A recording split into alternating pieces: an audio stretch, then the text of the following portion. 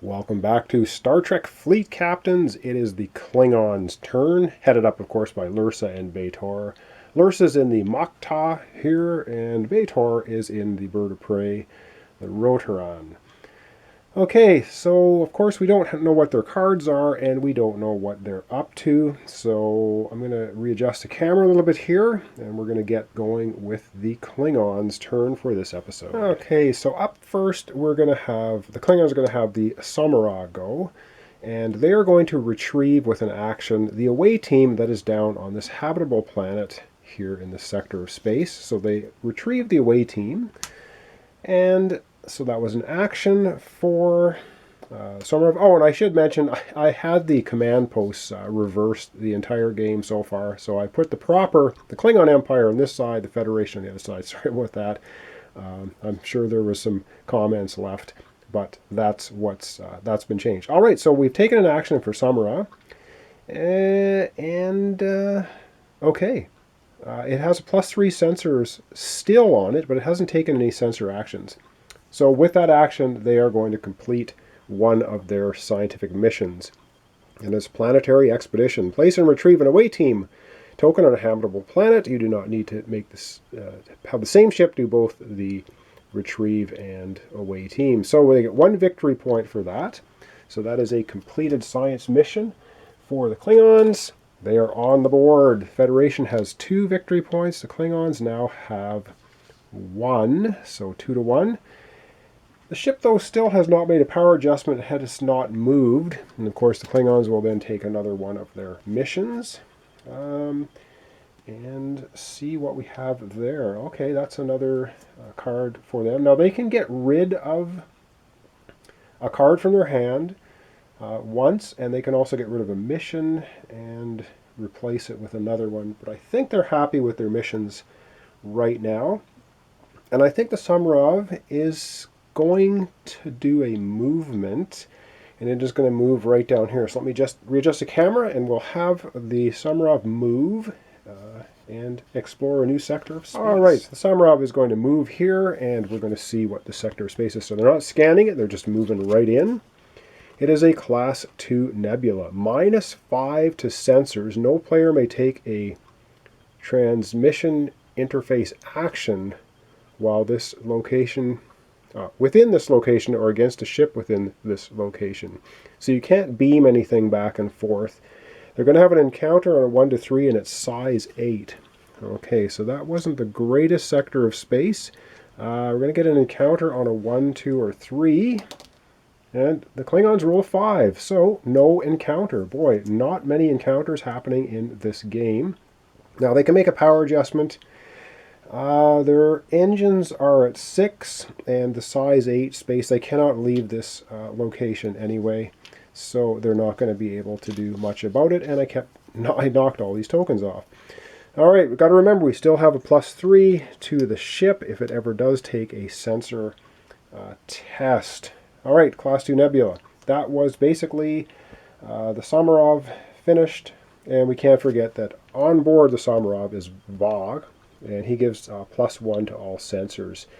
And if the ship ends its movement in a location controlled by your opponent, remove 1 control token from the location. So that's who's aboard there. All right, I'm going to readjust the camera again, and then we have either Lursa in the Makta up here or B'Etor in the bird of prey to take their turn. So let me do that, and we'll be right back. All right, up next we will have B'Etor in the bird of prey do what she needs to do. She's going to take an action first. The first thing she's going to do is an influence action. She's going to drop a control marker onto this habitable planet. So that's what she's going to do for her action. But she can still now move the bird of prey and can also adjust the power levels. So we're going to move right here. So she's going to explore the sector of space. No scanning, moving straight in. We're going to see what they find. They find a dark matter nebula. -2 to engines. So that's basically all. Size at 8. Encounter happens on a 1. So in they go. -2 to engines. An encounter on a roll of a 1. Roll to 5. No encounter. Okay, so moving very quickly in this episode, but again, I'm just going to do one episode Federation, one episode Klingon, so that I can keep things at least relatively on track. So far, the Federation has 2 victory points. The Klingons got 1 victory point. Not enough to catch up too quickly. Klingons have 1 ship left, Lursa, up here in the Makta. And I think we're going to just go ahead and we're going to move. She's going to move it into this sector of space. So we're just going ahead and exploring. And it's the Emission Nebula. Cloaking devices do not function in this location. No ship may engage a cloaking device here, and any cloak token that enters or moves through this location immediately is revealed. Okay, so it's the Emission Nebula. An encounter happens on a 1, a roll of 1. So in goes Lursa. We're going to roll a die. Are we going to have an encounter? A 3. There will be no encounter. And as for an action, the ship is going to do an influence action, putting a control marker onto this nebula.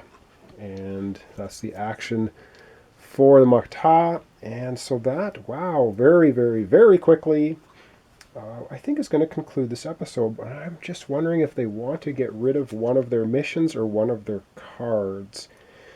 I think they're going to keep their cards, and I think they are going to keep their mission as well. So far, so good. They have they've a nebula. We have a habitable planet here.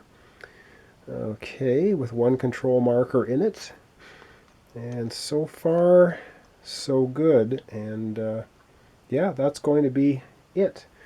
So thanks so much for watching along. I know this one went really fast, but the Klingons have missions that they're working on, which of course we don't know what they are because we're playing from the Federation perspective. So let me just zoom out here a little bit, take a look at the whole board, and figure out what's going to happen. Of course, next episode will be the Federation again. Okay, so not quite able to get everything in. We've got the Klingon ship way at the bottom here. We have the Venture Galaxy-class Federation ship all the way up there.